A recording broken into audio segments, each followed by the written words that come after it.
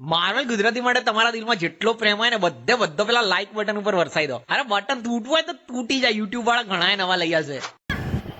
દેખાઈ રહ્યું છે એ તો